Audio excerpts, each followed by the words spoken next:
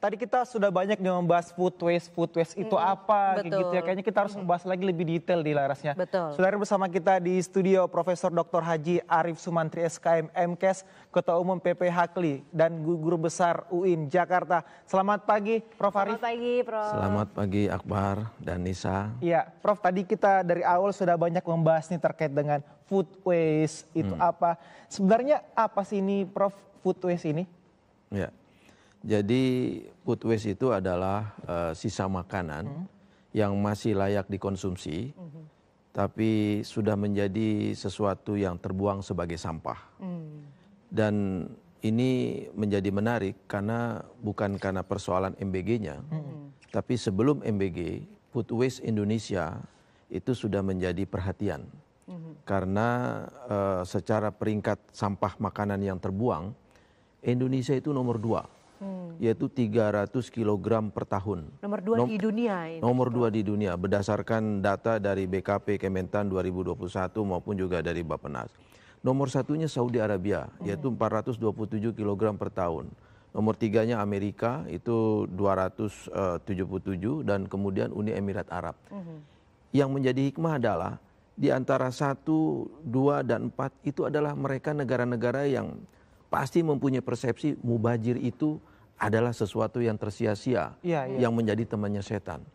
Nah, dari MBG ini ada satu hikmah bahwa tadi sudah dilihat, ternyata hampir selaras bahwa banyak komposisi sampah yang menjadi food waste itu adalah sayuran 31%. Sayuran 31%. Nasi 20%. Kemudian daging 11%, kemudian 10% itu ikan, sisanya adalah lauk pauk protein. Ini menggambarkan bahwa MBG menjadi sebuah proses untuk kita mengadaptasikan kepada anak-anak agar mengenali sayur secara dini. Yang kedua, bagaimana dengan MBG ini bisa menghidangkan satu kondisi berdasarkan ekosistem. Kita merindukan bagaimana dengan MBG di Madura itu dikomposisikan dengan nasi jagung. Begitu juga dengan di Maluku dan di Papua dengan sagu, bapeda. Begitu juga dengan umbi-umbian. Sehingga tidak harus dengan nasi. Dan yang kedua adalah dalam hal food waste ini, kalau seandainya tidak dikelola dengan baik, maka sesungguhnya itu akan menjadi penambah ketika Indonesia sudah berada pada kondisi yang cukup memperhatikan, dan di satu sisi ini akan ada kelimpahan pangan kembali. Dan cukup miris juga dalam data Global Hunger Index kita di 2023, tingkat kelaparan kita di Asia nomor 3. Sehingga saya yakin dari informasi yang ada di TVRI ini, maka program nasional makan bergizi gratis bukan hanya pada pemerintah saja, tapi peran orang tua, peran guru, sesuai dengan apa yang ada dalam Perpres 83 tahun 2024, bahwa PAUD, TK, kemudian SD itu diberikan makan gratisnya pada waktu pagi. Sedangkan yang untuk SMP, SMA itu pada waktu siang. Sehingga apa yang disukai itu adalah prinsip pertama. Yang disukai anak yang ada di Jawa dengan yang ada di Papua berbeda. Betul. Dengan yang ada di Sumatera berbeda. Sehingga peran advokasi, bahkan ada anak-anak TK, kalau makan itu harus mendengarkan musik. Harus mendengarkan YouTube dulu. Nah, MBG ini akan memberikan sebuah pesan transisi, seyogyanya, selayaknya makan yang baik, itu demikian, dan ini juga harus bisa dicitrakan di rumah.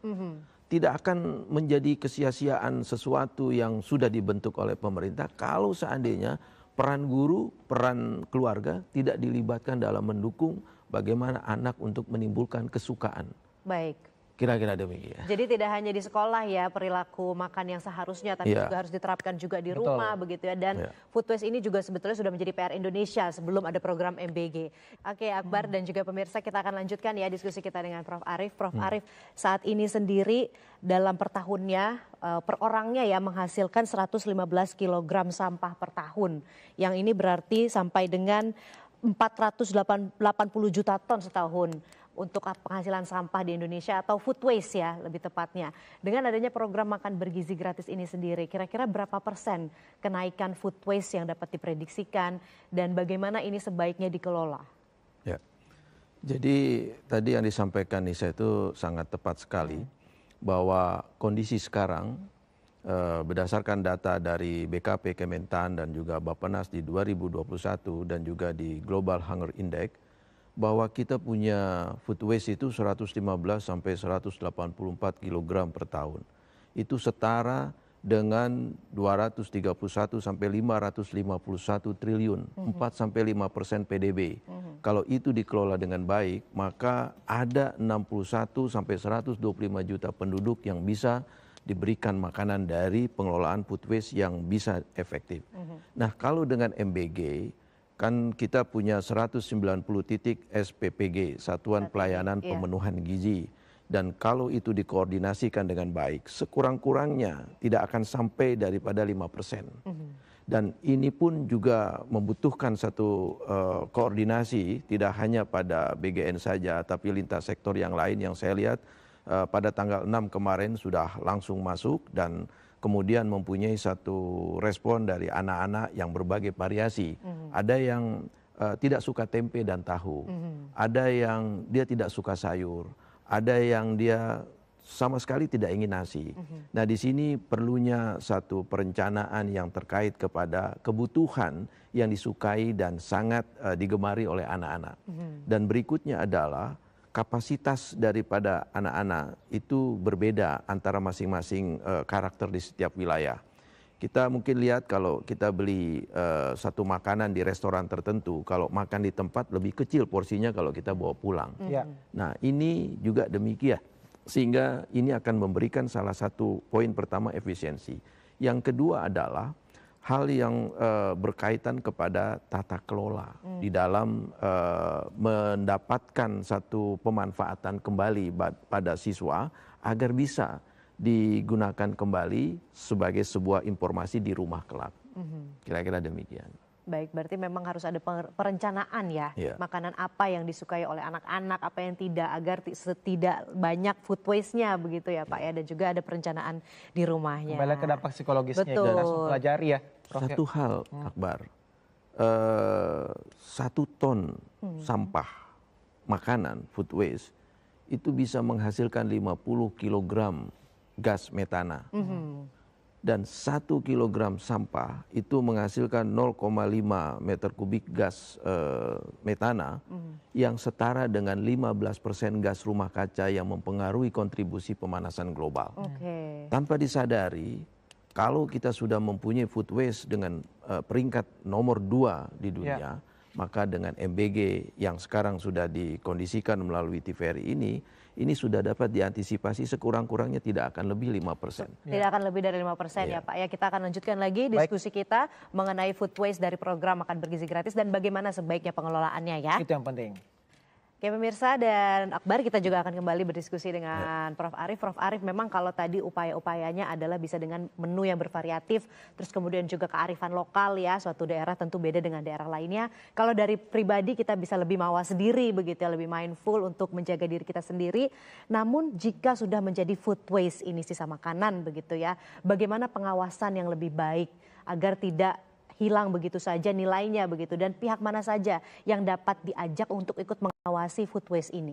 Ya, jadi kita telah diinformasikan dengan program nasional ini dan Hakli dalam hal ini melakukan support bersama dengan Kementerian Kesehatan untuk melakukan pengawasan olah siap saji pada SPPN, dan sekaligus juga dalam konteks food waste ini kita ada di bagian terdepan, negara hadir di tingkat kecamatan yaitu puskesmas, ada tenaga di situ, sanitasi lingkungan, sanitarian yang tugas pokok dan fungsinya adalah melakukan pengawasan yang diantaranya adalah pengawasan terhadap pengelolaan sampah.